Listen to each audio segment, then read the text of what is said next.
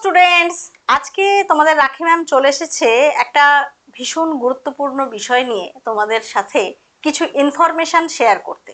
কারণ এই বিষয়ে অনেকগুলো কমেন্ট এবং মেসেজ আমি পেয়েছি, তো এগুলোর উত্তর কমেন্টে দেওয়াটা একটু অসুবিধার। সেই কারণে আমার মনে হলো যে না, এই টপিকটা নিয়ে একটা ছোট্ট ভিডিও করে দেওয়া যাক। টপিকটা কি তোমরা থাম্বনেল দেখেই বুঝে গেছো, সেটা হচ্ছে WBCHSE অর্থাৎ West Bengal Council for Higher Secondary এডুকেশনের যে 9.1 রুল রয়েছে এবং সেই রুল অ্যাপ্লাই করে যারা পাশ করেছে তারা ভীষণ রকম চিন্তিত এই মুহূর্তে। নিট, জেই, ডাব্লিউবি, জেই, যে কোনো কম্পিটিটিভ পরীক্ষা, কলেজে অ্যাডমিশন বা ফিউচারে চাকরি পাওয়ার কি সম্ভাবনা আছে কি নেই, এই সমস্ত নিয়ে তারা ভীষণ রকম চিন্তিত।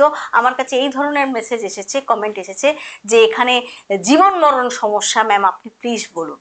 তো সেই কারণেই আজকের এই ভিডিও। অনেকের হয়তো সমস্যা সত্যিই হচ্ছে এটা নিয়ে, তারা একটু শুনে নাও। প্রথম কথা বলি, 9.1 রুলটা কি। তোমার রেজাল্টে যদি এই রকম লেখা থাকে, অর্থাৎ পাস লিখে লেখা রয়েছে 9.1 রুল অ্যাপ্লাইড, তার মানে এই রুলটা অ্যাপ্লাই করে তোমাকে পাস করানো হয়েছে। তা রুলটা কি? রুলটা হচ্ছে যদি তোমার অল্প নাম্বারের জন্য তুমি পাস করতে পারছো না, সেই অল্প নাম্বারটা কতটুকু, ম্যাক্সিমাম কতটুকু, 2 নম্বর, ম্যাক্সিমাম 2 মার্ক। এই 2 নম্বরটা গ্রেস হিসেবে তোমাকে দেওয়া হচ্ছে, যার জন্য স্টুডেন্টসরা বেনিফিট পাচ্ছে। কিসের বেনিফিট? পাস করছে। এবার 2 নম্বরটা কি? হাওয়ায় ভেসে আসছে না, একেবারেই না। 2 নম্বরটা তোমারই প্রাপ্য নাম্বার থেকে দেওয়া হচ্ছে। কোথা থেকে দেওয়া হচ্ছে না, তোমার যে কম্পালসারি সাবজেক্টগুলো রয়েছে সেখানে তুমি থিওরিতে হাইয়েস্ট মার্ক পেয়েছো এরকম সাবজেক্ট থেকে ম্যাক্সিমাম 2 নাম্বার পর্যন্ত দেওয়া যাবে। এবার তোমার যত নম্বর 2 নাম্বারের মধ্যে যতটুকু কম হচ্ছে, ধরো 1 নাম্বার কম হচ্ছে, তো তাহলে 1 নাম্বার ওখান থেকে দেওয়া হবে।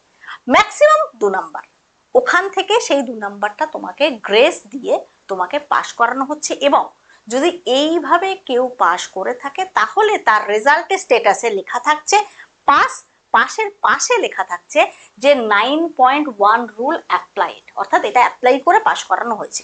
এবং রেজাল্টে এটা দেখে যাদের ক্ষেত্রে এটা ঘটছে তারা চমকে উঠছে, তারা ভাবছে এ বাবা, আমার বুঝি ভবিষ্যৎ একেবারে অন্ধকার হয়ে গেল, আমি আর কোথাও কোনো কিছুর জন্য এলিজিবল নই।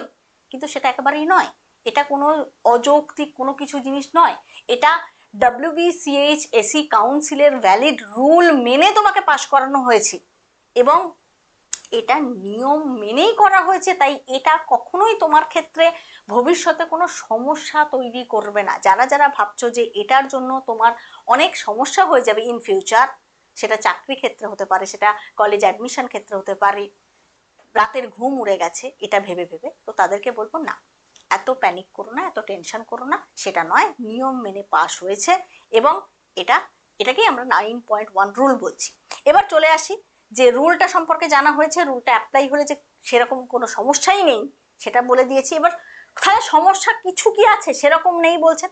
দেখো, সমস্যাটা এই রুলটা নয়, সমস্যাটা হচ্ছে যখনই তুমি নিট, WBJEE কোনো কম্পিটিটিভ এক্সাম দিতে যাচ্ছ, তার একটা পার্টিকুলার পার্সেন্টেজ থাকে, এগ্রিগেট লাগে। যেমন ধরো নিটের জন্য তোমায় পিসিবি দেখবে, হ্যাঁ, জয়েন্ট দিয়ে যখন তুমি যাচ্ছ, এবং তার মধ্যেও তুমি পার্টিকুলার কোনো ইউনিভার্সিটি, কোনো ডিপার্টমেন্ট, কোনো ইনস্টিটিউটে যখন তুমি অ্যাডমিশন নিচ্ছ, তার সাথে আরও কিছু ম্যাটার করে। তোমরা নিশ্চয়ই যারা সামনেই WBJEE রয়েছে তারা দিতে যাবে তারা জানো, যারা জেই দিয়েছো তারা জানো যে তুমি কোন কোর্সে ভর্তি হতে চাইছো সেই অনুযায়ীও কিন্তু একটা পার্সেন্টেজ ম্যাটার করে, যেটা পুরো ইনফরমেশন বুলেটিনে পরপর পরপর লেখা থাকে যে এইটার জন্য এই ক্রাইটেরিয়া লাগবে, এইটার জন্য এই ক্রাইটেরিয়া।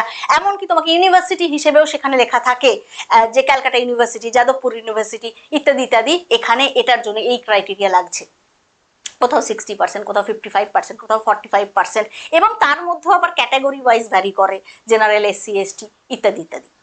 তো তাহলে সেইখানে গিয়ে যদি সেই পার্সেন্টেজটা তোমার না ফুলফিল হয়, অর্থাৎ কি না তোমার ওই ক্রাইটেরিয়াটা ফুলফিল হলো না, তোমাকে অ্যাডমিশনের ক্ষেত্রে হোক বা তুমি পরীক্ষাটা দিতে পারছো কিনা, সেখানে তো তুমি পাস করেছো কিনা সেটা দেখা হচ্ছে। এবং যখন তুমি অ্যাডমিশন নিতে যাচ্ছ সেখানেও তুমি পাস করছো, এলিজিবিলিটি ক্রাইটেরিয়া ফুলফিল করেছো কিনা দেখবে। কিন্তু কোনো জায়গায় গিয়ে যদি দেখা যায় তোমার 9.1 রুল অ্যাপ্লাই করার কারণে তোমার ওই যে এগ্রিগেটটা লাগছে, পার্সেন্টেজটা লাগছে, সেটা কমে যাচ্ছে। আমার কথার মানেটা আশা করি বুঝতে পেরেছো, যে তুমি পাস করেছো 9.1 রুল অ্যাপ্লাই করে, তোমার ওভারঅল পার্সেন্টেজ এমনিই কম। এই পার্সেন্টেজ কম হওয়ার জন্য এবার ধরো তুমি নিট বা জয়েন্টে যাচ্ছ, কোথাও পিসিবি দেখবে, কোথাও পিসিএম দেখবে, এবার সেখানে পার্সেন্টেজটা যেটা ক্রাইটেরিয়ায় রয়েছে সেটার সঙ্গে ম্যাচ করলো না, সেই কারণে তুমি অ্যাডমিশনটা নিতে পারলে না।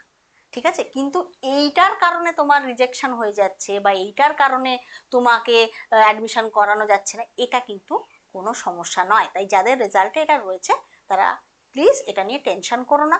আর একটা কথা, আর একটা ছাত্রছাত্রীরা ভাবছে যে ইন ফিউচার বোধহয় আমরা কোনো কম্পিটিটিভ পরীক্ষা বা চাকরি ক্ষেত্রে অসুবিধা এইগুলো হবে না, কোনো কিছুই হবে না। আবার আমি রিপিট করছি, 9.1 রুলটা অ্যাপ্লাই করা হয় অ্যাকর্ডিং টু কাউন্সিল রুল, এবং সেটা লজিক্যালি অ্যাপ্লাই করে তাকে পাশ করানো হয়েছে, তাই সে অফিসিয়ালি পাস। তাই এটা কোনো সমস্যা নয়। যে সমস্ত ক্ষেত্রে তুমি পাস করেছো কিনা দরকার, সেখানে তুমি অলরেডি পাস। তুমি 9.1 রুল করে করছো পাস, অথবা না করে, এটা অ্যাকর্ডিং টু রুল হচ্ছে, তাই এখানে কোনো সমস্যা নেই। আবার বললাম, সমস্যা কোথায় হতে পারে, ওভারঅল পার্সেন্টেজই তোমার কম, তার সাথে যখনই তোমাকে কোনো জায়গায় কোনো পার্টিকুলার এক্সামের জন্য তুমি অ্যাডমিশন নিতে যাচ্ছ, সেটার জন্য যে ক্রাইটেরিয়া সেই পার্সেন্টেজ ম্যাচ না করলে তখন সেটা সমস্যা। তাই সমস্যাটা কিন্তু 9.1 রুল নয়। আশা করি আমি তোমাদের সমস্যা এবং সমস্যার যে উৎস থেকে সমাধান সবটাই বলতে পেরেছি। এরপরেও যদি তোমাদের কোনো কোয়েশ্চেন থাকে তাহলে তোমরা কমেন্টে জানাতে পারো। আর বাকি যারা এইটা লেখা আছে বলে রেজাল্টে ভীষণ টেনশনে পড়ে গেছো, তারা টেনশন করো না, তারা শুধু এটা দেখো যে তোমরা নেক্সট কোন এক্সাম দেবে, তার জন্য তোমার কি ক্রাইটেরিয়া রয়েছে এবং সেটা তোমার ম্যাচ করছে কিনা, তাহলেই তুমি কিন্তু এলিজিবল। এটা কোনো সমস্যা নয়। ঠিক আছে, ভালো থেকো সবাই, থ্যাংক ইউ, টাটা।